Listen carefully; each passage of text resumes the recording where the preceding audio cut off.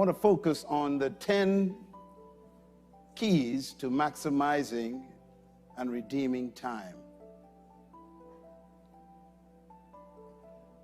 Please write this statement down. It may be a good place to start. And that is, the most common gift that God ever gave any human is time. And when I use the word common, I'm referring to the fact that all humans on earth, the only thing that we are given that is common to everyone is time. All of us are different heights, different weights, different colors, pigmentation, different economic strata, different families, different ethnic backgrounds. We are from different cultures. But one thing we all have in common, and I'm talking about 7.2 billion people on earth have the same common commodity, and that's time. Why is that so important? Because of the next statement. That is, what you are and what you become depends on how you use your time. You and I have the same amount of time. The billionaire and the beggar both have 24 hours every day. The old and the young, the black and the white, the Indian and the Asian are all given the same amount of time every day. So really, point number 3 becomes very logical, and that is, time cannot be stopped, but humans can control it. You cannot stop a day. You cannot stop an hour. They have no respect for you. But you can control how it will be used. Which means that even though time is unstoppable, it is controllable. And what you do with it determines who you become. Can you honestly say to yourself that you used 2013 effectively?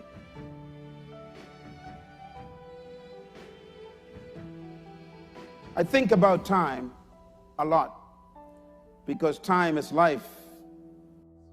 Time is a blessing or a curse depending on how you manage it.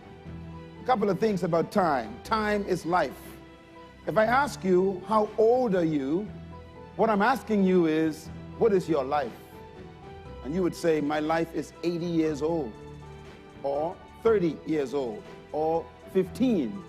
We measure life in terms of time. We define life by time. Life is measured by time because life is determined by what we do with time. Life is lived out in time. Life is qualified by time. Life is also the passing of time.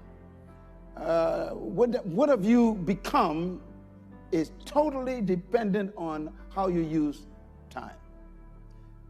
Life is also stopped by time. When you die, time stops. When you die, you move out of time into what they call eternity. In essence, death is life leaving time. So we are about to cross into another period of what we call time. We call it a new year. And time is temporary, but life is eternal. We were put in time to live a portion of life. And here's what I discovered about time. What is time? Time is an interruption in eternity. Time is also defined in my book as a small measure of eternity. Time is a piece of eternity. Time is a slice of forever with a beginning and an end. Time is the limited period during which an action or a process exists or takes place. In other words, time is the measure of space. Time itself has its own power. God created time, but he doesn't live in it. And therefore, when God speaks to us, we got to be careful. God lives in forever, but he placed us in time. He designed time to make life easier for us. God created time to give a piece of eternity a measure, and he put us in it. And God created time for us to live in it so that we could experience relief from eternity. I mentioned this some time ago, and I'll say it again. If you lived in eternity, it's a tough place to live. I used to wonder why God told Adam, don't touch the tree of life. And when Adam sinned, the first thing God did was kicked him out of the garden, and he put a flaming sword with cherubim, and the Bible says to protect the tree of life. If Adam had gotten to that tree after he had sinned, we would be without hope. Because if you make a mistake in eternity, it's an eternal mistake. I thank God for time. Time is a relief. Time is good news. Look at Genesis 1:14. It tells you when God created time. It says, and God said, let there be lights in the expanse of the sky to separate the day from the night, and let them serve as signs to mark what? Seasons and days and years. So God created time by literally designing the universe to keep time. Many scientists interpret the universe as a big clock, and they say that someone must have wound it up. They try to explain that there must have been a creator, because the universe is running with such precision that the planets not only are revolving around stars, but they don't clash into each other. Someone seemed to have set this in motion, and God had designed all of that so that there can be measure for days and years. In other words, God says in verse 18, this is good. Everybody say time is good. What's the purpose for time? I found this interesting. First of all, time was given to us to take us out of eternity. Secondly, time was given us to protect us from forever. If you had a pain in your back in eternity, it would be an eternal pain. Thank God for time. Time has a beginning and an end. Time is also given to us to measure existence of life, to define life, to measure the quality of life. Time was given to us to account for our lives and to define the distance between our beginning and our end. Time was given to us to live life in doses. Time was given to us to measure the purpose of our life, why we live. I thank God for time. But time has some limitations, and I want to just quickly go over them. Job chapter 14 says, and this is a verse you probably want to remember if you're still breathing. Verse 5. Let's read it together out loud. Go. Man's days are determined. You have decreed the number of his months, and have set limits he cannot exceed. So look away from him and let him alone, Lord, until he has what? Put in his time like a hired man. That's in the Bible. God says, look, when I gave you birth, I hired you to do something, and I got a certain period for you to do it in, and you can't exceed that. I am only here for a breath of time. So let me know what? Let me know mine end. Let me know my destiny. Let me know what I'm supposed to do with my life quickly. I like this one, Psalm 90, verse 12. Read out loud. Go. So teach us to number our days, that we may apply our hearts unto wisdom. In other words, let me know how long and how much I have to do so I can use my days effectively. I like this one, Ecclesiastes 8, verse 6. Read out loud. Go. For there is a proper time and a procedure for every matter under heaven. This is a deep one here. In other words, there's a proper way and time to do everything. Time is so powerful in that man, in the hand of God. Here's something I thought was interesting too. Time is measured in seconds. We saw that a moment ago by that video. And we are amazed sometimes at how fast time can leave us. And we measure time in minutes and hours and days and decades and centuries. But time measures life also in yesterday, today, and tomorrow. In other words, whatever happened in the past separates you from the future. That's how good time is. I put it this way: time measures life in past, present, and future. Tell your neighbor, that's my old girlfriend. Say it. I used to be sick. That was yesterday. Health is on the way. Time separates your past from your present and your future. Make a note of this. Time measures life in seasons: winter, summer, autumn, and spring, because time protects us from living in a permanent condition. You won't be a divorcee all your life. Time will prove that. You won't hurt with grief all your life from the death of your family. Time will deal with that. You won't be sitting around because that man didn't marry you. There's another man on the way with a fantastic life, with plenty more money than the one you was trying to get. Time will sort this out. Give God a big praise right there, some of y'all. Praise the Lord, Sister Claudine. Everybody say, time changes everything. Nothing is permanent in time. Make a note of this one, please, and this is very important. Time is the only commodity on earth given equally to every human being. Time is therefore the only commodity every human possesses. We don't possess the same amount of money. We possess the same amount of time. So the key to life is what you become in life is determined by how you use the time you have, and that's why we use terms like spending time. Time is a currency. Every human has the same amount every day, and time, like currency, must be spent. And here's the problem. Time is used to buy life. So whatever you are, you spend your time buying it. Time is so powerful that whatever you invest your time in, you become. Write this down. Time can be what? Abused. Time can also be lost. You can lose it, just like money. Time can be squandered, just like money. You can spend an entire day. Have you ever said this? I don't know where the day gone.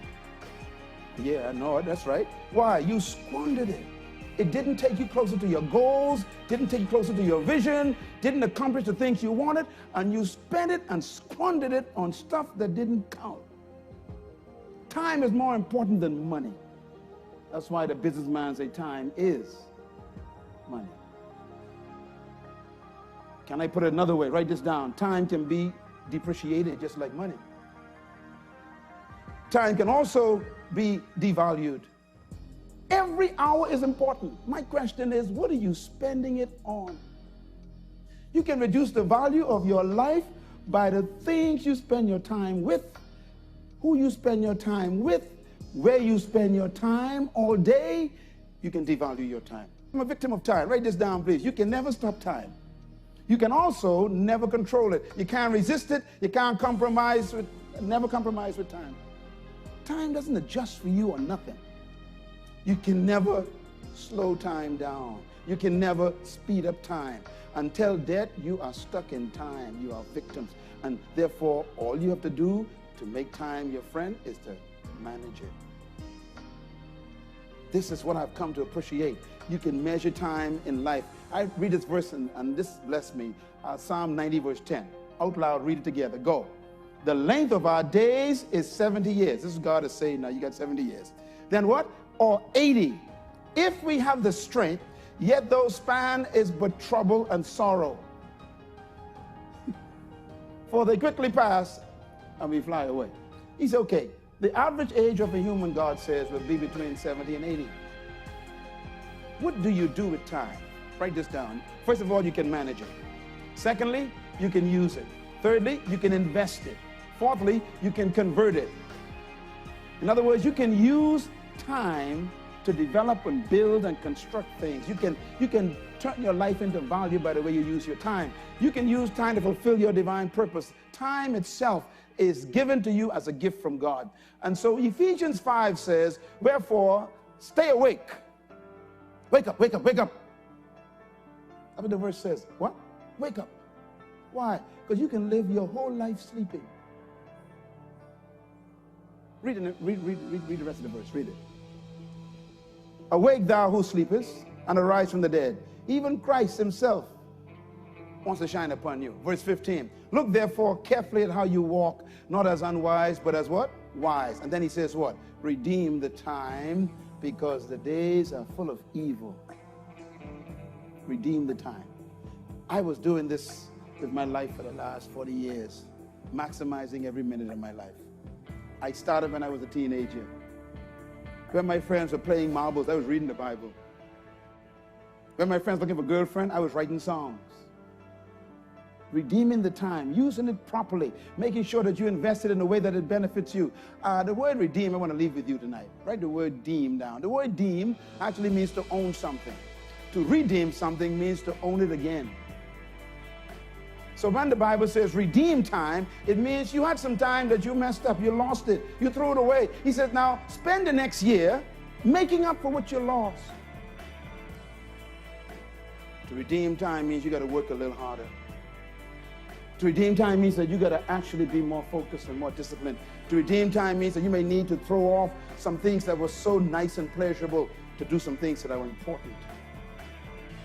Redeem the time. I like this one here. It means to recontrol time. It means to repossess and reclaim time. It means to fill the pledge that God promised you to fulfill.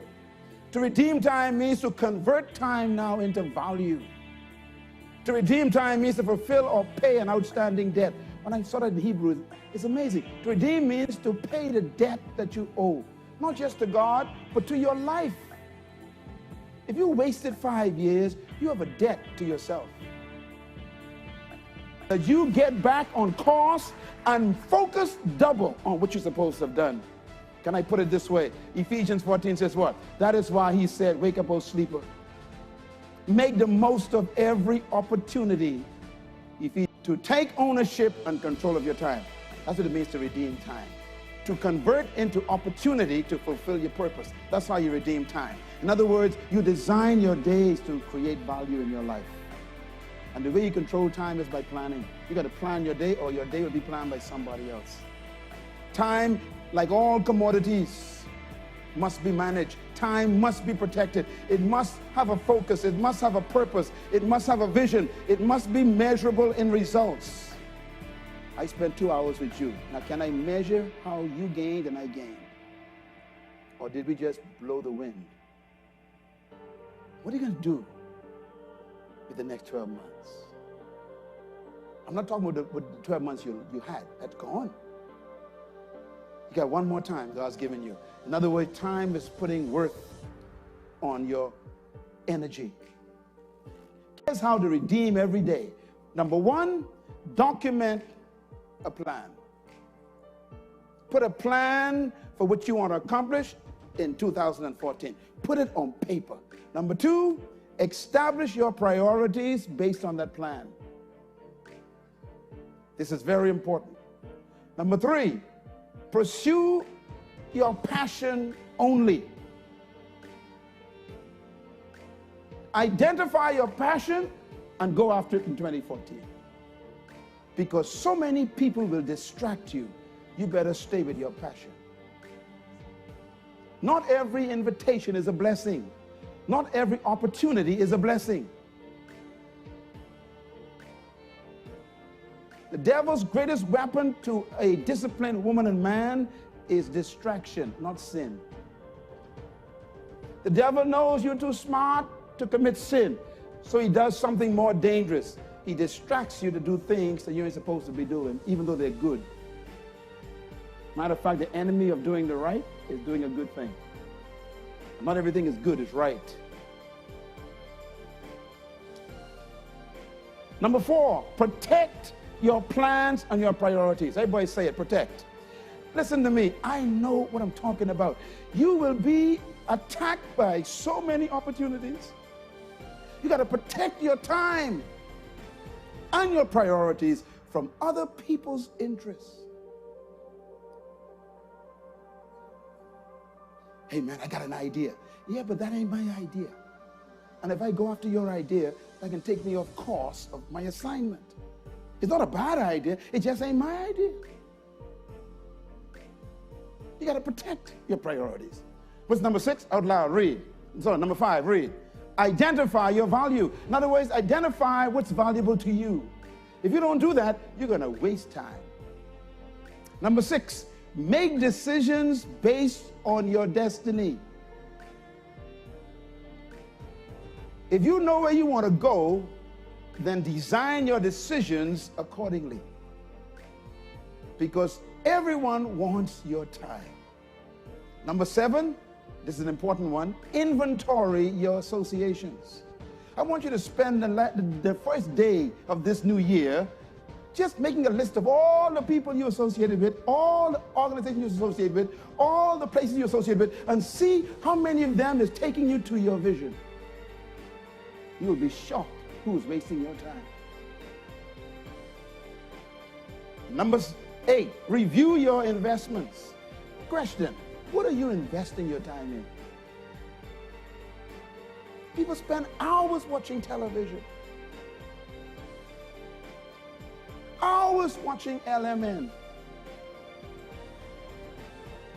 I mean, I go to visit people, everybody got LMN on. This lady gets, and them movies, all they got is killing and stuff, you know, little robbing and little adultery here. And I'm sitting there going, you spend every day eating this stuff, consuming your time. Do an inventory. Number 9, do not try to please everyone. If you want to redeem your time, stop trying to make everybody happy. You cannot make everybody happy. Half of the folks who's smiling at you don't like you. Get over it. And the rest of them, they only putting up with you. So you, boy, y'all don't understand. Humans will help you do nothing, and then they go on and do something without you. You have to redeem your time by reviewing who you're trying to please. There's some people you're trying to please who don't like you.